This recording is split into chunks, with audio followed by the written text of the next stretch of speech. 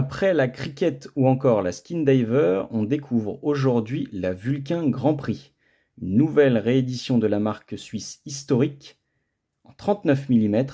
On la découvre tout de suite. Bonjour à tous, c'est Romain pour Montre ton calibre et je vous présente aujourd'hui la Vulcain Grand Prix.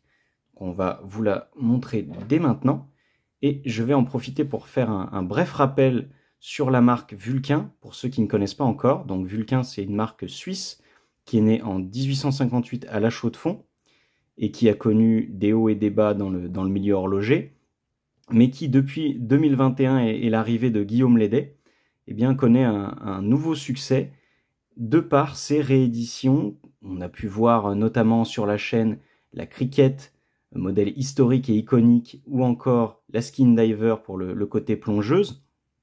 Et là, aujourd'hui, on est plus sur la dress watch, la montre habillée, la montre plus classique, avec la Vulcain Grand Prix 39 mm. Donc, tout d'abord, pourquoi ce nom Grand Prix?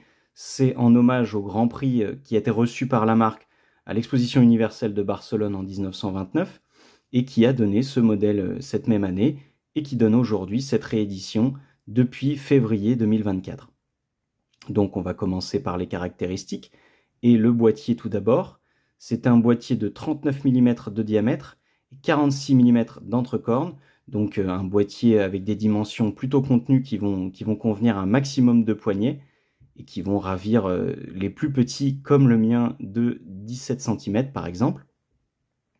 Mais par contre, ce qui est à noter, c'est l'épaisseur de la montre qui est de 12,7 mm, mais qui est notamment due au verre bombé, comme vous pouvez le voir sur les plans que je vous montre ici, qui est fait exprès pour renforcer le côté néo-vintage et qui va vous donner, on va zoomer un petit peu plus, des beaux reflets lorsqu'on regarde sur le côté de la montre et qui va renforcer bien évidemment le côté néo-vintage qui est très, très à la mode en ce moment et dont Vulcain a envie de surfer dessus. Donc le verre, je vous le rappelle, donc double dôme, avec traitement anti-reflet et qui est bien évidemment en saphir contre les rayures. C'est maintenant à peu près la norme sur bon nombre de montres. Donc on va s'attarder un petit peu plus sur le cadran. Donc c'est un cadran argent qui est soleillé comme vous pouvez le voir. Là, vous voyez, en fonction des reflets, de la lumière, vous avez un beau cadran soleillé, et qui peut être aussi disponible en noir, donc on verra moins ce côté soleillé, je pense, et aussi en champagne, donc cadran champagne qui, sur les photos, tire un peu sur le crème, je trouve, mais qui a aussi son charme. Donc voilà pour la couleur du cadran. Et on a des index qui sont appliqués, on va vous le montrer d'un peu plus près, qui sont polis. Ah oui, je vous ai pas dit, mais bon, vous avez pu le voir, hein, je pense que ça brille pas mal. Le boîtier est poli sur la tranche, sur la lunette, un petit peu partout, donc c'est assez brillant. Donc ça en ravira quelques-uns qui aiment le poli. Moi, je suis un petit peu moins fan de ces boîtiers polis, mais bon, pour le côté dress watch, ça passe plutôt bien. Et du coup, les index sont eux aussi polis. Et on a des belles aiguilles glaive, mais très fines, qui vont ajouter encore une fois un côté plus sobre, plus classique et plus élégant, évidemment.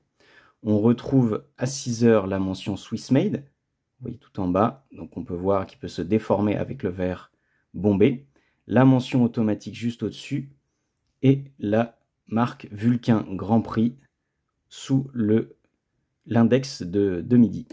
Et vous le voyez également à l'écran, les index de midi, 3h, 6h et 9h sont doublés. Donc vous pouvez voir, cadran très simple, pas de date, pas de guichet de date sur ce modèle. Souvent, beaucoup réclament l'absence d'un guichet de date. Bon, après, c'est selon les préférences de chacun. Moi, je trouve que ça renforce le côté simple et épuré du cadran et je trouve ça pas plus mal. On a aussi une couronne, vous voyez, crantée pour faciliter la prise en main et frappée du logo de la marque Vulcain et elle aussi polie. Donc vous voyez sur beaucoup de reflets sur cette montre. À filmer, c'est un petit peu plus compliqué, mais ça donne de très beaux reflets quand elle est au soleil, évidemment. Pour le fond de boîte, c'est un fond de boîte plein, frappé une nouvelle fois du logo de la marque Vulcain, avec la petite annotation Sold the World Over, et since 1858, on va le dire en français, pour pas avoir d'accent anglais de ma part. Et vous avez toutes les informations à propos du calibre, dont je vais vous parler tout de suite. Vous avez Swiss Made, vous allez le deviner, la référence de la marque, le boîtier en acier, évidemment acier 316L, et l'étanchéité de la montre qui est de 50 mètres. Donc bon, pour une dress watch, on n'imaginait pas beaucoup plus, mais voilà, il faut le savoir, il faudra la tenir à portée de l'eau.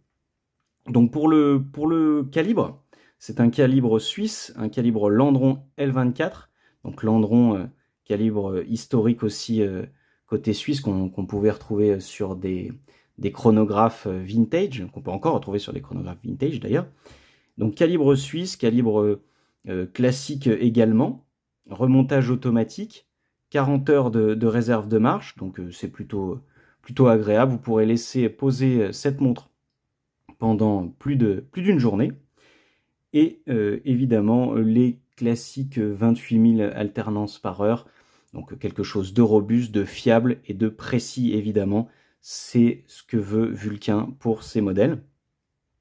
Et dernière petite chose à démontrer, c'est le bracelet. On parle peu souvent des bracelets de montres dans les tests, et là il faut le mettre en exergue. C'est un bracelet en cuir de bovin, vous me direz somme toute classique, mais très très agréable au porter, et qui a l'air assez, je l'ai porté quelques jours, qui a l'air assez robuste et souple. Donc vous voyez, c'est un cuir lisse qui est très classique, mais qui est très efficace, je trouve, et qui aussi est gage de qualité quand on le porte au poignet. Je vais la porter tout de suite pour vous montrer, et vous allez voir que vraiment on est sur quelque chose de premium, je trouve. Je vous le dis, la montre est disponible à 1290 €. Donc c'est pour ça que j'insiste sur le côté premium. Il faut quand même des gages de qualité premium à ce prix-là, mais on en a, je trouve, plutôt pour son argent. Vous voyez, les 39 mm quasiment parfait pour le poignet. Et ce bracelet qui convient très bien au poignet. Et vous pouvez le remarquer sur la boucle Ardillon, le logo une nouvelle fois de la marque, frappé avec des alternances de poli, de brossé, un petit peu sablé même, d'acier. Donc beaucoup de travail apporté sur les bracelets et sur la montre également. Pardon. Donc au niveau des bracelets, il y a plusieurs bracelets disponibles. Il y a des bracelets type croco, alligator plutôt, des bracelets marrons, des bracelets noirs, des bracelets tropiques aussi pour l'été, parce qu'on sait que l'été, le cuir, c'est un peu compliqué. Et cette montre, au-delà de la dress watch, peut être aussi portée comme une montre de tous les jours. Et puis, pour l'été, c'est quand même beaucoup plus pratique d'avoir un bracelet tropique en cas de forte chaleur. Par contre, je vous le rappelle, à éviter de tenir à proximité de l'eau, on ne se baigne pas avec.